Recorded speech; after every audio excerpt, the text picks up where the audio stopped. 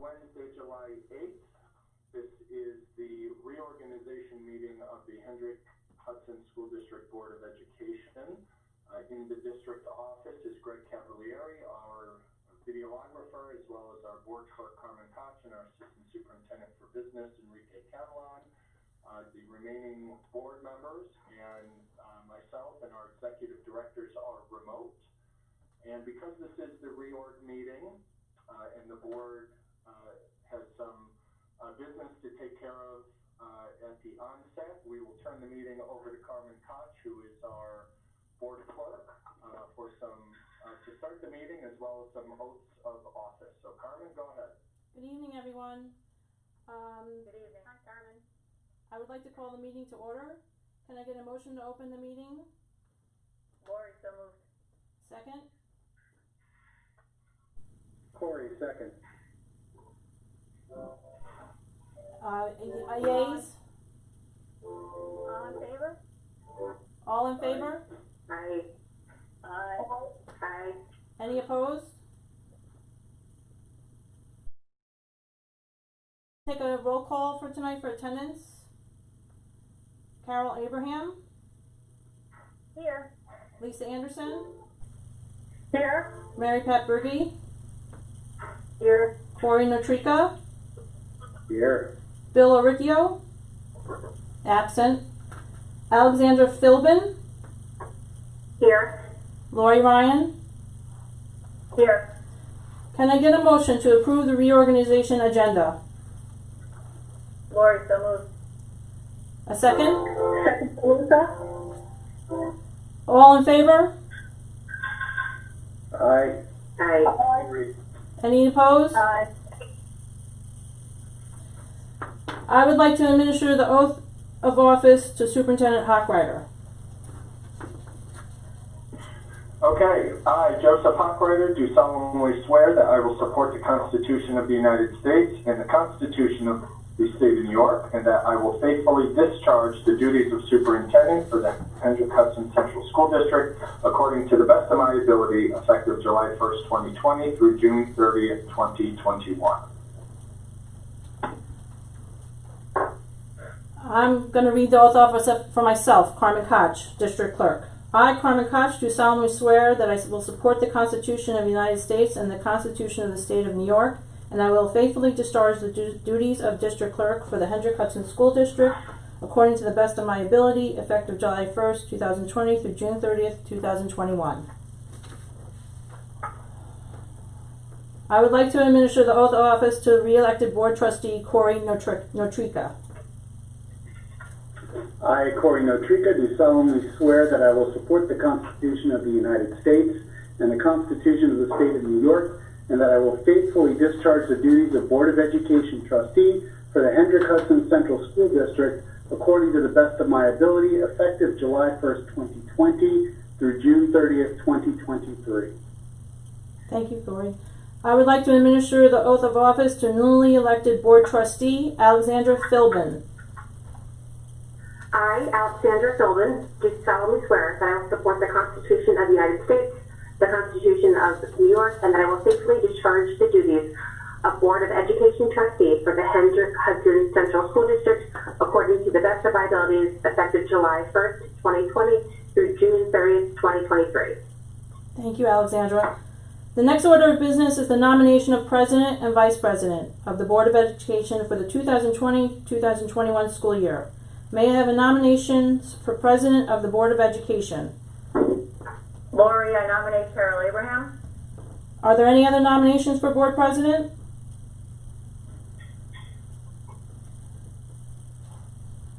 Nominations are closed.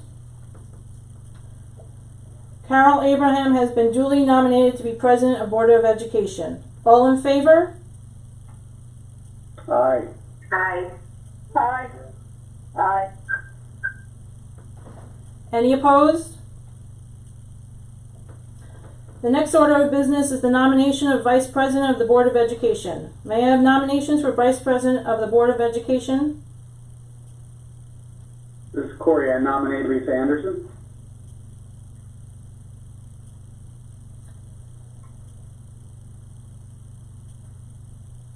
Nominations Did that are... come through? Yes, I heard it, thank you. Nominations are closed. Lisa Anderson has been duly nominated to be Vice President of the Board of Education. All in favor? Aye.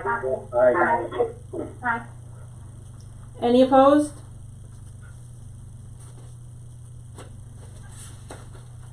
At this time, I'd like to administer the oath of office to Carol Abraham as President of the Board of Education. Okay, I, Carol Abraham, do solemnly swear that I will support the Constitution of the United States and the Constitution of the State of New York, and that I will faithfully discharge the duties of Board President for the Hendrick Hudson Central School District according to the best of my ability, effective July 1st, 2020 through June 30th, 2021. Thank you, Carol. At this time, I would like to administer the oath of office to Lisa Anderson as Vice President of the Board of Education. I, Lisa Anderson, do solemnly swear that I will support the Constitution of the United States and the Constitution of the State of New York, and that I will faithfully discharge the duties of Vice President for the Hendrick Hudson Central School District according to the best of my ability, effective July 1st, 2020 through June 30th, 2021. Thank you, Lisa. It is my pleasure to turn this meeting over to Carol Abraham, President, Board of Education. Thank you. Thank you very much, Carmen. So, with the consent agenda for the reorganization meeting, there were a number of appointment approvals, including district clerk, purchasing agent, district treasurer, personnel attendance coordinator, student registration positions, district internal auditor, school district attorney, special counsel, bond counsel, title officer, internal claims auditor, and that's it. Okay. I did just want to make a note on item 5.3, which is the school board meetings, which states that our school board meetings start at 7 p.m. for the public portion and 6 for our executive session. This is different than our usual board scheduled meetings because of the COVID situation and the remote meeting. So that is subject to change in the future, just for the public to know that.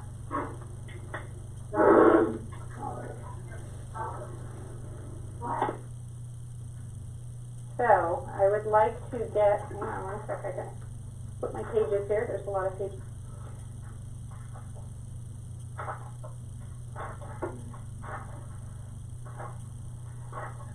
Okay. There weren't any items removed from our reorganization consent agenda, so I would like to go into our regular meeting, and I would like to get a motion to approve our regular meeting agenda. Lisa, so moved. Can I get a second? All in favor? Aye. Aye. Any opposed? Okay. Can I get a motion to approve the consent agenda as stated, or does anybody have any items that they would like pulled from the consent agenda? Okay, can I get a motion to approve the consent agenda as stated? Corey, so moved. Lisa, second. All in favor? Aye. Aye. Aye. Aye. Any opposed? Okay. So there were a couple of items that were removed from the consent agenda, and those are our donations. We have 2 donations this evening. Our first donation is, let me see what we're going to pull up here. I guess we'll do Marsha Bailey's first. I don't think Greg's pulled anything up yet. I can see on the screen. Our first donation is $200 for the Marsha Bailey Scholarship Fund. The high school is a recipient of the following donation for specific graduation awards, and it's $200 from Robert and Margaret Gendresis. Thank you very much for that generous donation. I'm sure it will be put to good use. Our second donation this evening is a donation for the Barbara Katzenstein Scholarship Fund.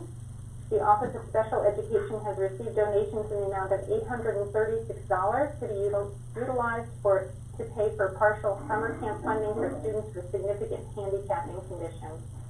Thank you again for that generous donation. Can I get a motion to approve those donations as stated? Lori. Can I get a second? Lori, I'll second. Okay, all in favor? Aye. Aye. Any opposed? No, okay. Very good. So moving right along, we are up to our superintendent's report.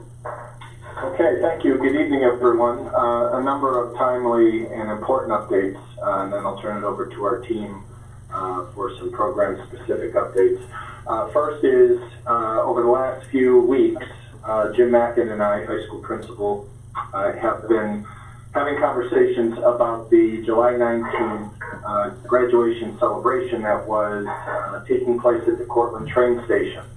The MTA that runs the Cortland train station canceled our contract with them because of a number of events with regards to student celebrations and graduations in the immediate region, but also statewide.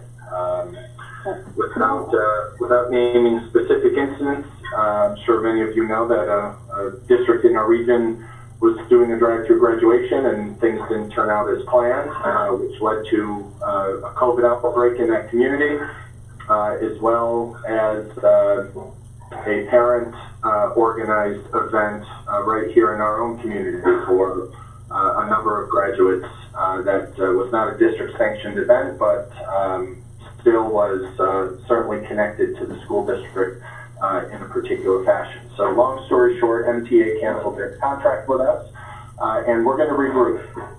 Mr. Mackin sent a letter to students and families today, basically saying we're going to hit pause on rescheduling because of these concerns. We're going to wait to see what phase 4 of reopening for schools look like. We're also going to wait till we receive more guidance from the health department as well as the governor in terms of restrictions or loosening restrictions. So this isn't a decision we made quickly. We wanted to study this. We had conversations with folks from the county health department. We spoke with folks from the town of Cortland. But MTA made their decision based on some very important data, and we understand that. So July 19th is on hold.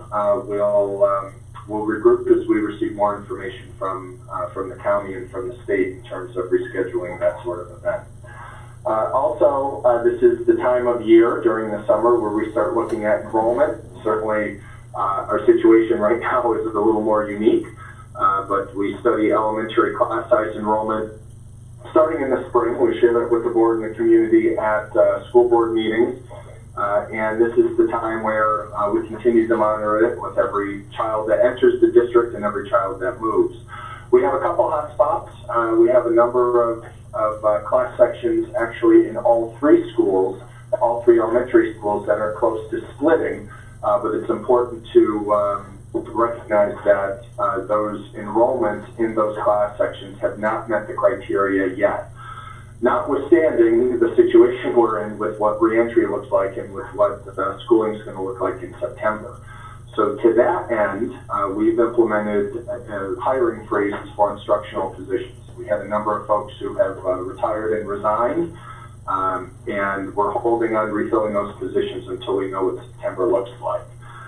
With that in mind, we received some news today. We heard from the governor today that he, as well as the state education department, not together because both entities had different groups studying reentry. So the governor had a task force as well as the state education department.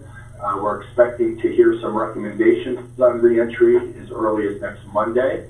And the governor said that he will make a decision about reentry the first week of August.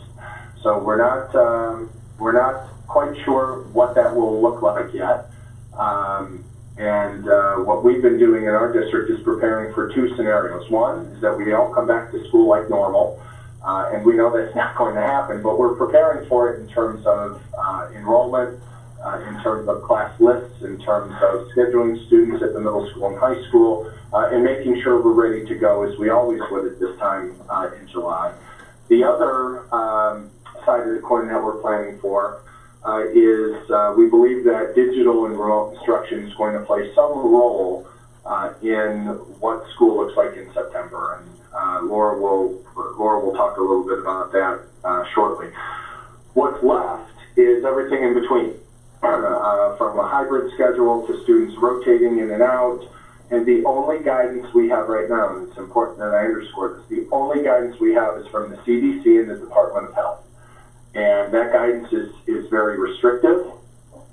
It's restrictive for, I'm sure, very good reasons. That's out of my pay grade to make those decisions.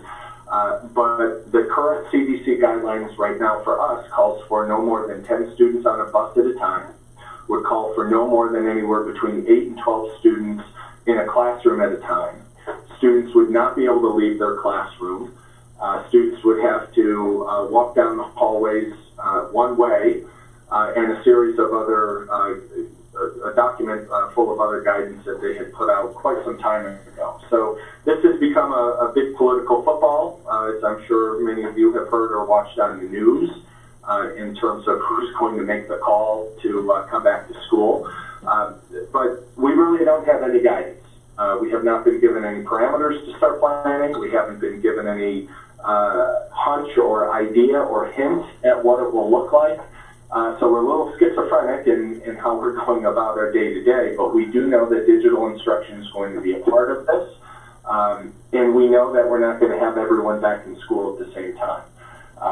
Hopefully the Board of Regents at New York State will come up with some regulatory relief language in terms of in terms of class size, in terms of contact time, seat time, all of the nuances and all of the red tape that goes into running a school building and running a school district.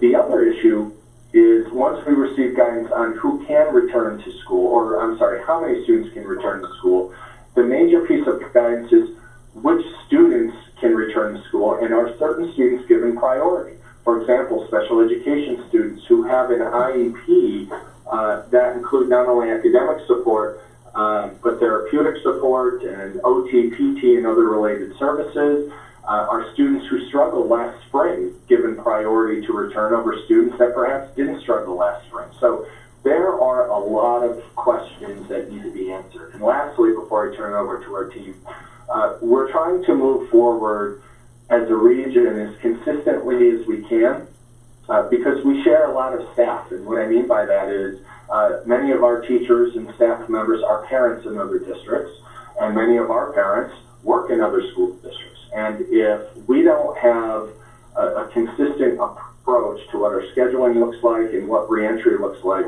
a lot of people are going to be forced to make some really unpopular decisions. And we'll cross that bridge when we get there, but we are not there. And I know it's an anxious time for everyone. It's an anxious time for us. But hopefully those at the state level, including the governor, will have some feedback and input for us on Monday, and then we can begin planning. And with that, we'll go around the horn. I'll turn it over to Margaret. Hey, before you move on, I think that Corey had a question, and it looks like Lori has a question as well. So Corey, why don't you go first if you raised your hand first? Yeah, so my question was, in the event we don't get the guidance, I mean, it seems like we're getting conflicting information, we're not sure what's going on. Does the district have a plan in place in the event we have either conflicting guidance or no guidance? So Margaret and Lisa and Laura will talk about what they've been up to with their colleagues and with our staff to answer that exact question, but I'll let them get there, Corey. Okay, great. Thank you.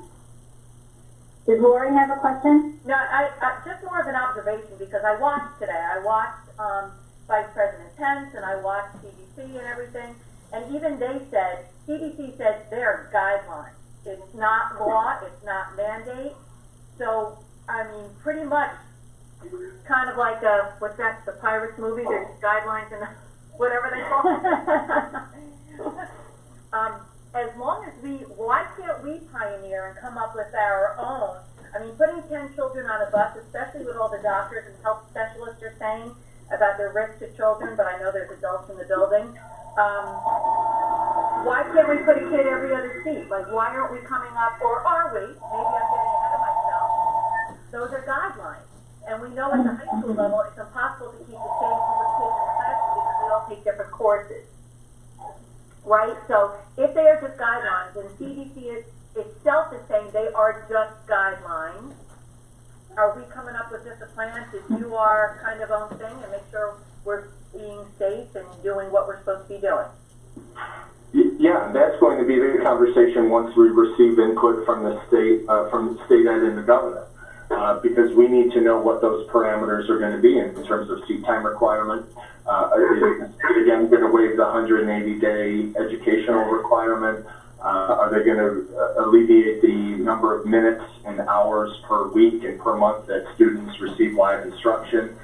Is the state going to permit digital instruction, whether it's at home or even within a school building, to count towards seat time? Those are all the questions that superintendents have posed, and people like Laura, Margaret, and Lisa have proposed, and that's really what the state is hopefully going to synthesize for us on Monday. They went around the state and had 4 regional meetings at the end of June and basically said how to go and what help do you need. So we gave them a whole bunch of input, both digitally through these sort of meetings, but also in writing. And their goal was to synthesize it to see what the themes were, because our needs are not unique just to Hendrick Hudson. They're pretty general. They're pretty all-encompassing. The issue is, are we going to be given regulatory relief and flexibility to implement any of those sort of situations?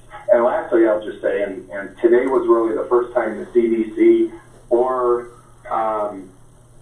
any true political entity said that those are just guidelines. Okay, well, what liability do we as a district incur if we're not ignoring those guidelines, but if we're not also spending a whole lot of time to implement them? So it's all of everything, Lori. And I know. I'm doing it in my district too. So yeah.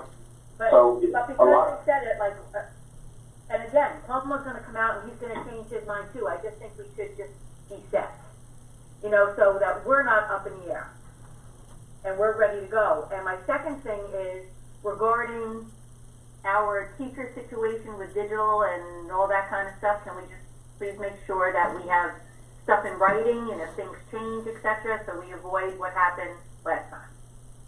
Everybody knows what I'm talking about. Sure. Okay. All right, Margaret. Except for maybe Alexandra. No. She will, though. Hi, everybody. So this is always a busy time of the year at district office. We're closing out a new year. We're getting ready for the year that's coming. For Lisa and I, we have grants that we are working on that need to get out the door. Laura and I are planning PD to help teachers with that digital learning piece under the assumption that some part of what we do next year will likely be remote. So I think the biggest thing for curriculum and instruction is the regional meetings that we've been going to, and we just did a huge one on Monday around scheduling options. We're trying hard to move as a region, and there's a lot of good reasons to do that, but we also answer to very different communities, and that may not be entirely possible from one district to the next. There's so many unknowns in this, and we all keep saying what you heard Joe say. We're waiting to see what the governor and the state ed department come out with and how strict those guidelines are going to be, what kind of flexibility do we have. And really the driver in the conversation is transportation. Until we know how many kids we can bring to school, we really have plans up in the air. So we had a planning day today where Lisa and Laura were kind enough to join me at my home, and we spent the day looking at different scenarios of what could possibly work. Again, it's a guessing game, and you can make 20 plans and still not be able to hit the bullseye once they come out with the guidelines for us. But, we're in the game. We're taking suggestions from other people. I thought our neighboring districts on Monday had some great ideas to share. It was a very productive meeting, and we'll continue to meet with one another. I don't think we've seen each other this much in all the years I've been part of the council. But it's a good think tank. This is a smart group of people. We represent very different and diverse communities, so we're getting all sorts of perspectives on what's possible, what's not possible. And really, I do think, Lori, that once we have the guidance, it won't take that long for us to put something together that will respond to those guidelines that are created. It's not knowing that's driving everybody crazy. You know, the teachers that I've been in contact with are flexible, they understand what's going on, they just want to know, just the way we do. So it's a waiting game until the other shoe drops, and then we'll respond to it. But again, it's, you know, it's closing this year and making sure everything was done appropriately, and then looking forward to whatever comes for next year, and then, you know, putting in place supports for the teachers as we move forward. I mean, people did a really great job. I think they beat themselves up a lot in terms of what they thought they were doing, but they're asking for help to try and improve the digital work that they've done, and Laura and I are trying to respond to that. So lots of crazy stuff, but it's all the right stuff to be doing, and we'll just keep plugging along until we, you know, hear from the big guy, and then we'll move from there. What just happened? I don't know. I don't know what just happened to me. Laura? We can still hear you, Lori. Yeah, sure. We can hear you, Lori. Okay, cool. Laura, go ahead. All right. So as Margaret said, on the instructional technology side, she and I are working together. We have a great team of teachers who have volunteered to work this summer and work on, you know, planning and really trying, you know, I think, again, I say it over and over again, but I think our teachers did a phenomenal job this past spring, but now everybody realizes that we need to kind of fine-tune a little bit more of the supports that we provide. So we're working on creating some more tutorials and resources for students, for families, some more guidelines for the overall school learning community. And as Margaret said, you know, working with our neighboring districts, I repeat this often because it is, we meet with them often, and it's, you know, it's nice to know that we're kind of in it together and we're all trying to plan together. So I think it's, you know, we crowdsource good ideas. Just physically right now, obviously, you know, the construction's happening in the buildings, and that we are reconfiguring where our server is at the high school, so that is a big job. So my technology team has been doing a great job. They're on the ground in the buildings every single day, and so working really well with Anthony Merlini and his team and the contractors. So that has been, you know, just trying to make, you know, work with everybody, just even as knowing when the server is going to be down or power is going to be down. So that's a big project that's been happening this summer. And again, I'm very grateful for the tech support that's on the ground every day. We are continuing, we found all of the Chromebooks and devices that were out. We put in our own self-quarantine in the building, so now we're ready to go actually open these Chromebooks up and get them prepped and ready to be either recycled or upcycled and then or reconfigured for staff. We are waiting for a variety of new Chromebooks to come in so again, that we will have a Chromebook for every student starting the fall that's a touchscreen, as well as for the staff and the teachers. So that's really important. I'm really grateful that we were able to get those. Inventory has been very competitive. So the fact that we're able to get the technology we need is really nice. Within the campus, we already naturally were moving to some online forms, but it's also helping. So online registration, we're doing backpack within the campus, which is going to open up the window for, you know, parents and students of what resources and tools that they can see and data that they can access. So we're just learning about it in the process in sense of configuring it and setting it up. We're even looking at the campus. You know, one of the courses this week was, you know, how to do some flexible scheduling within the campus if we're virtually learning. Also beginning a long-term project for our internal guides and internal policies as we're working to comply with the NIST cybersecurity framework, and that's part of FLS2D Part 121.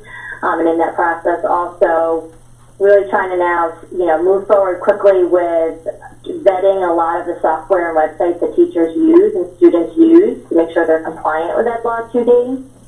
So we have tech coaches and all of the department leaders and grade level leaders now have access to a tool that we're using to help vet this. So we're slowly just plucking away vendor by vendor to get them to sign off on our agreements and make sure that they sign off on our contract and our parent bill of rights. And then on the human resources side, we had another retirement, as you can see from the agenda tonight. So congratulations to Mr. Small for his retirement.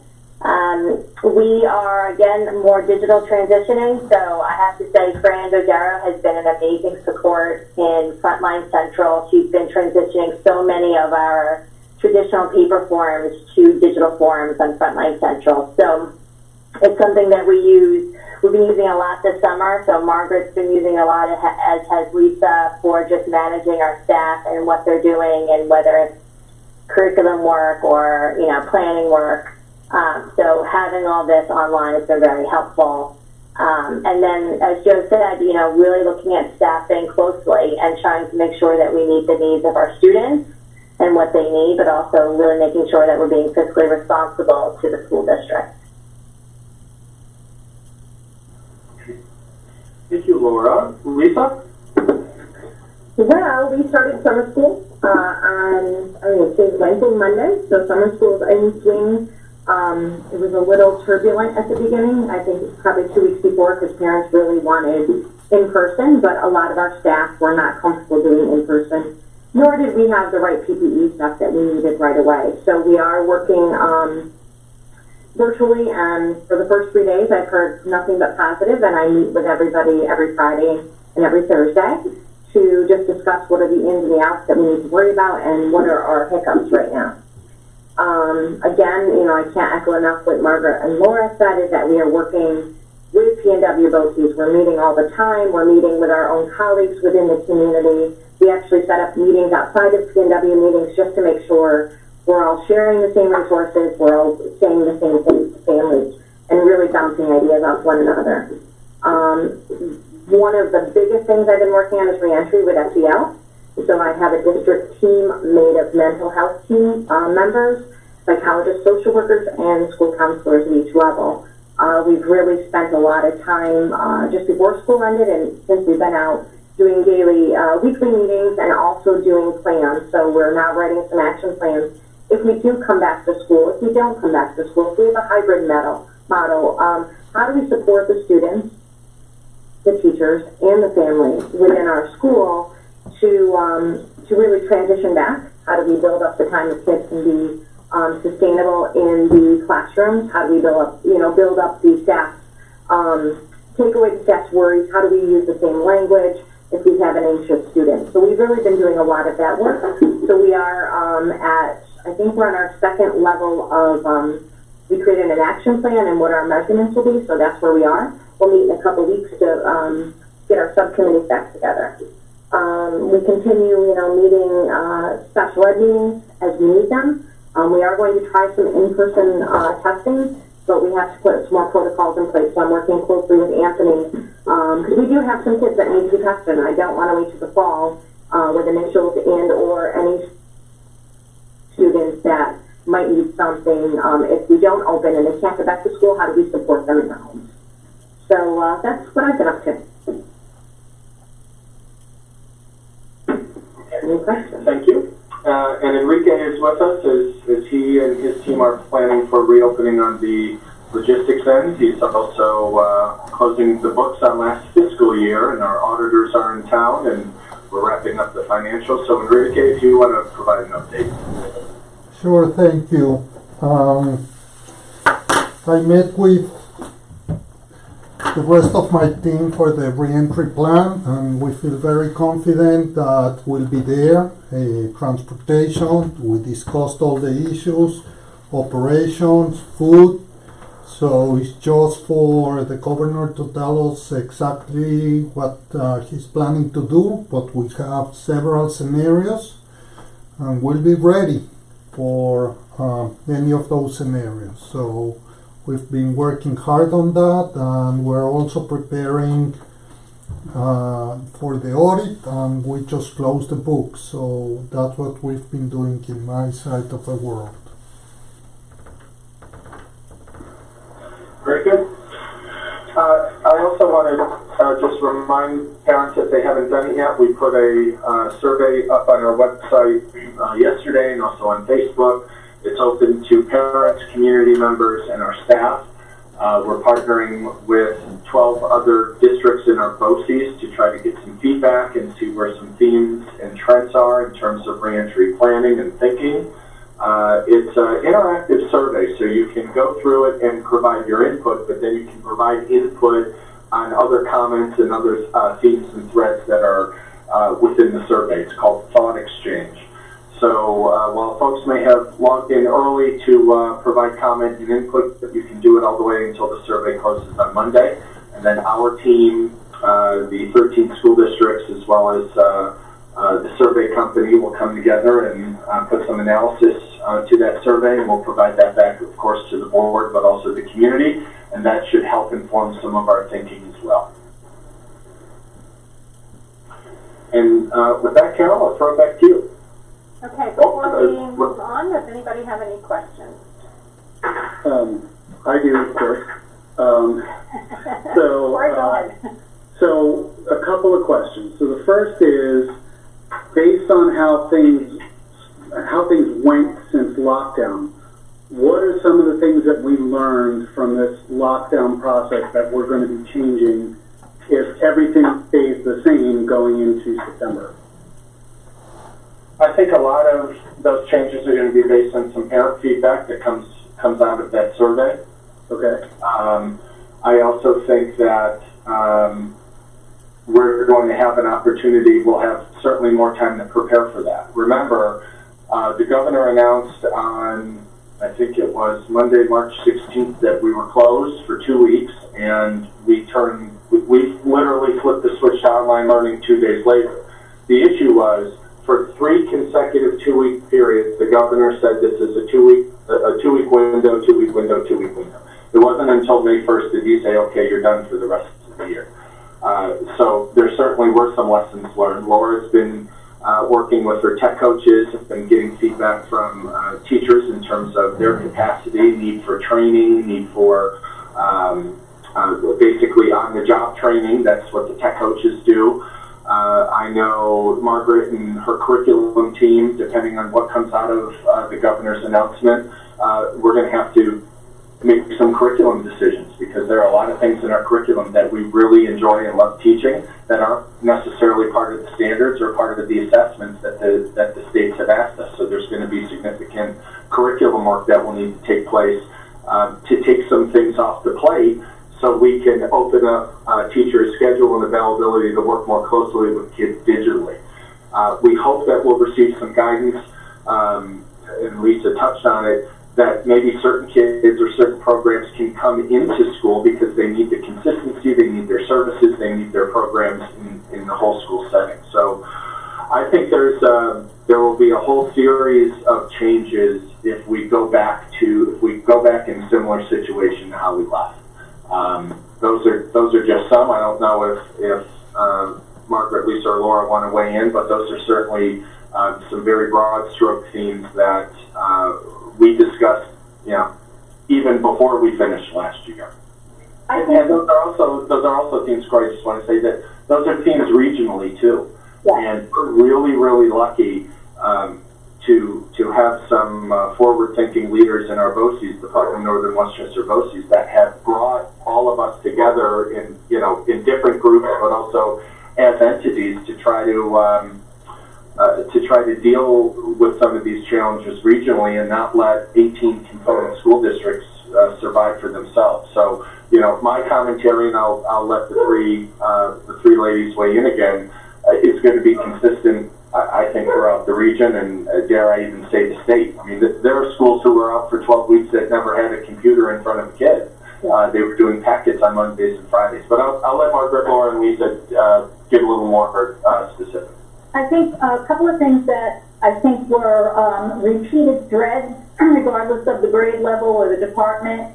We learned that this environment is really challenging for kindergarten and first grade. And we need to think really hard about possibly prioritizing that age group, depending upon what the return guidelines are.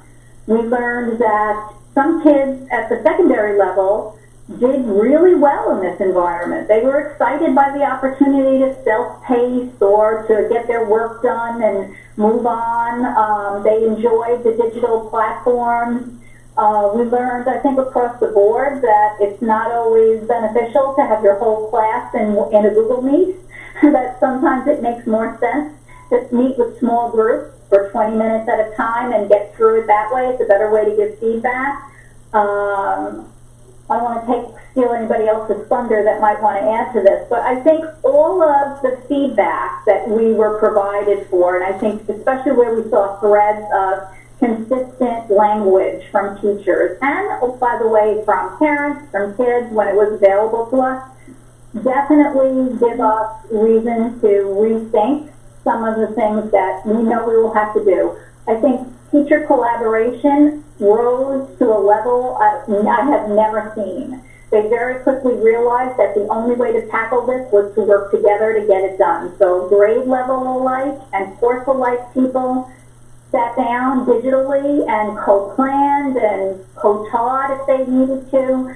So that was exciting. I think we also realized that even if we were to all come back, this is never going to go away. There's a place in our instructional program for this type of learning, and it behooves us to continue that practice and to continue to get both staff and teachers more and more comfortable with this type of an experience.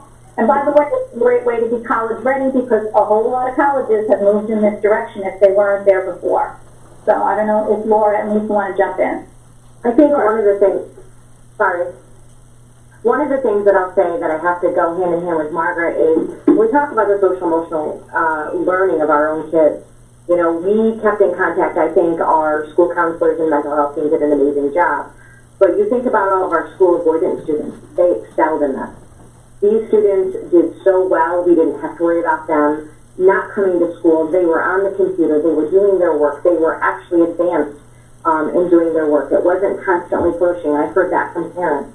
So as we look at this and we say, okay, what are next steps if we do come back, if we don't come back? So, you know, I have to agree with Margaret is we have to look at this platform. Is school, traditional school, everything that every kid needs? Or is this online platform a very good way to bridge those kids that are so school avoidant and have so many mental health issues that they can't access what we can do at school, even with all the support we get them? And it's just an interesting concept to listen to the families that said, you know, my kid did really well this year. Or then you have the opposite, those kids that need the school. We all get that, but we have to look at the platform. And I think one of the things that we can also say about our students with disabilities is that this works for some, but for majority of them it doesn't. So we do have to prioritize. If we are able to bring small pockets back, we know that students with disabilities and our K-2 kids should be the first and foremost to come back. Because if you're building a house, you want your foundation really solid. Yeah, and the concept that Margaret brought up too in just changing our concept of what school looks like. And, you know, we were already part of a pilot, OC21, with one of our teachers at the high school, Stephanie Geiger, doing blended learning with the platform Schoology. And we did so I think one of the things that we've learned, and we had a lot of opportunity at the end of the year to really talk to a lot of teachers to say what worked, what didn't work, what, you know, if you had anything in the world, what would you need? It was interesting, and it varies by grade level and content area. You know, like I was talking to high school science teachers who were just really frustrated that they couldn't do the kind of labs that they wanted to do, you know, and the modeling and, you know, trying to figure out how to model it for their kids, how to, you know, we talk about small group learning and collaborative learning spaces, and one of the conversation we had today when Margaret and Lisa and I were together was the concept of breakout rooms and how important that is virtually, because we also believe that, you know, in person. So I'm really keeping an eye right now on what Google's doing. So Google Meet, potentially, maybe we think, is moving to a very Zoom-like platform where they will have similar features like, for example, a breakout room. they may start charging for that. So it's something I have to think about. What that cost would look like. Do we go to Google Enterprise for education, which some districts have done? So Schoology is also another platform that a lot of districts have used. I have a call actually set up tomorrow with the high school administration, all the department leaders, and Margaret will be joining me as well, where Randy Hall from the Lyric at Southern BOCES is going to walk us through Schoology so we can see, is this something that would benefit maybe just our high school students and teachers this coming school year? Trying to look again, constantly weighing out the cost of what it would be to have a Google, pay for Zoom, pay for Schoology, trying to, figure all that out.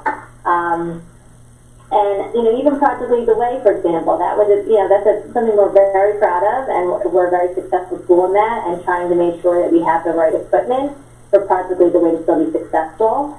Some teachers might, like with the construction that's happening right now, we have 2 computer labs that are being taken down, and we have older desktop computers. We may be lending those out to teachers, some specific teachers, so that they can have a hard drive where they can locally store some things so they can run some of the programs that they need to run just for modeling purposes for their learning. And then I think also just managing the schedule. What does that look like? So kids are not competing with, teachers aren't competing with each other for time in front of kids, that we're also aware of how much time kids are in front of screens, create authentic learning opportunities, but create an equitable balance across all classes. So it's like really important that we rely on the teachers. We always say this when we talk to them, that the department leaders and the grade level leaders, they're the ones who are on the ground doing this every day. So the fact that they can represent their grades or their departments and then give us feedback, and we kind of work back and forth together, and that's really what's happening right now, is trying to talk, Margaret, I know, has been collecting idea after idea for the past, I think, 2 months from principals and all of the stakeholders in the building, so that we have lots of options ready to go based on what we're allowed to do or not do. But we also don't know all the answers yet. So there's still a lot of, I think, anxiety over that, because we would love to put a plan in place right now and say it's going to be perfect. But we know that there's going to be a lot of unreliability. So we're just trying to make sure we have as many bases covered as possible. And I think in the next few weeks, hopefully, we'll get a little closer to that. Great. Because I think one of the things we talked about was the concern about, and you've addressed it, that some kids are getting the attention they need and some kids are not. Some kids have too much of a workload, some kids don't have enough. And there's the social aspect of it, where there are a lot of kids that are struggling because they really are socially, like, this is really impacting them. So, coming up with creative ways to address those, because in the event we don't get the guidance or the guidance that we need, or things are status quo, you just have to, plan for the worst and hope for the best. Yeah, and a lot of, it's interesting. It's Margaret and I kind of balance each other out, because I really provide a lot of the tools, but you can have a hammer and not know what to do with it. So, then you have to think about the pedagogy that goes with it. And it's interesting, when we talk to teachers, they were not trained to teach this way. When they went to school and became certified in education and did their student teaching and all of their practice, this is completely foreign ground for them. I mean, there's a lot of concepts they can use, but so it's a lot of support for them to feel confident in trying new things and taking on the challenge, and really rethinking what teaching and learning looks like in this unknown world right now. And I just want to weigh in and say that and I understand that it's guidance, it's not, guidance or recommendations from the CDC, and that's set in stone. But just suspend that position for a minute. Our profession would go back 40 years or 60 years in terms of pedagogical practice and improvement if we had 8 to 12 kids sitting in a classroom 6 feet apart, all facing forward with the teacher in front of the desk teaching at kids. Everything we know about collaboration, working in groups, centers, kids working independently, everything that research tells us about how kids learn best is out the window because we have to socially distance in the classroom, and that our district education as a profession has made such a profound investment in trying to change our thinking around planning and delivering instruction differently based on how kids' brains are wired today. I'm afraid it will be a huge step back, and that's my comment that, bring that full circle to say a level of technology and a level of some sort of digital learning is going to have to be a piece of this puzzle moving forward. Margaret, go ahead. I cut you off. No, I just wanted to say one last thing in closing. I hope, Corey, that not unlike other professions, from adversity comes great opportunity, and we have learned some very powerful lessons in this little science fiction experiment. I don't know that the timing is right for us to dive into that and kind of blow up our thinking, but I don't want us to let go of the pieces that we're observing and we're saying, we realize that one size doesn't fit all, and, the kid who thrives, how do we put them back in a classroom? Is there something else we could do differently? And I'm not saying that, this is what it's going to look like, but I think it's okay to dream when you see some evidence in front of you that could change your thinking about the way we've always done things. And I hope that, again, I'm not saying that in September we're going to make everybody crazy, but I hope that we find a time and a place to have that conversation with each other, because it would be criminal to take what we're seeing and just say, okay, we're all back in school, let's just go back to the way we were, and not take advantage of what we're observing. Right. Well, I think the biggest fundamental issue is that the workforce is changing now. Yes. Fundamentally, right? The way people work now, real estate for businesses is going to change. People work from is going to, how people work is going to change. It has changed. It's not going back to the way it was. We have to prepare kids and our teachers to work in this new environment, which is already on us, and it's been forced upon us.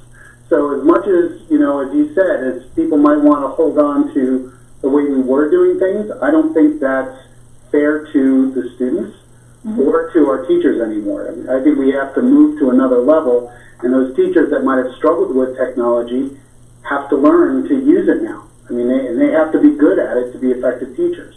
Yeah. So I think it's incumbent upon us to make sure that we get our teachers up to speed in understanding how the workforce is changing and changing how we teach our children based on that. Right. One thing that you have to remember, though, is that you're not going to leave a 6-year-old home when parents are. So it might have worked. I had 4 kids who this worked beautifully for, but they're older kids and they're allowed to stay home. I could say, A, B, C, and D did fabulous. They were doing their homework. They were on every Zoom meeting. It worked out so much better for them. But we have to also be cognizant that people are going to go back to work, and that, let's say a 3rd grader was doing great or something, but we also have to recognize that parents aren't home. So even though a child might have done so much better like that, and believe me, I've seen it, we have to be careful. Oh, like Jamie's going to stay home because he did so much better, but a lot of stuff has to get worked out on that end. You understand what I'm saying? Well, those are the decisions, Lori, that the state education department needs to make. Right now, a student can stay home and be homeschooled, and Lisa coordinates our homeschool program. Oh, I understand that, but what if the 2 parents have to go to work? Oh, look, I think what we're going to hear from the state ed department and certainly the governor is schools are going to end up providing child care and wraparound services that typically we haven't, so parents can go back to work and have a paycheck and all of those things. I think a number of matters with regards to our profession and the spokes that come out of the hub are going to be profoundly different. And one last comment I'll make, Corey, that ties into what you said.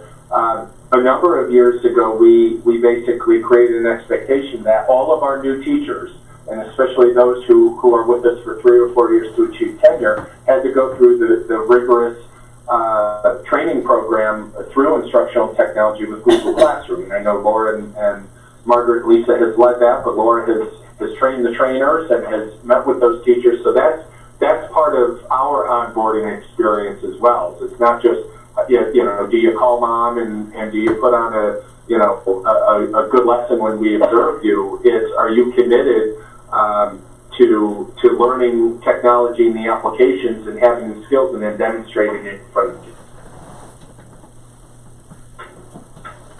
Thank you. That was a really excellent update and really important conversation.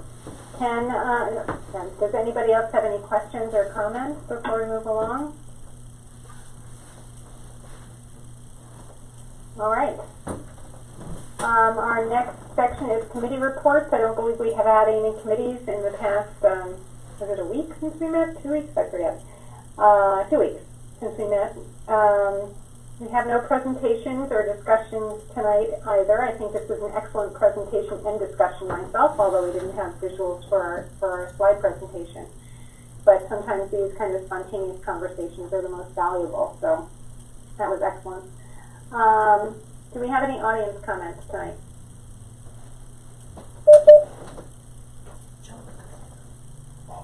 We do not. We did not receive any emails, no.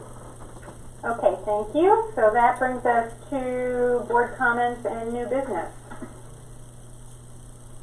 Anybody have anything else that they want to bring up tonight before we move to our executive session?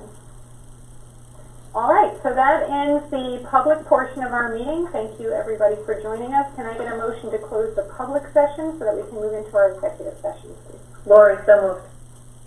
Oh, sorry.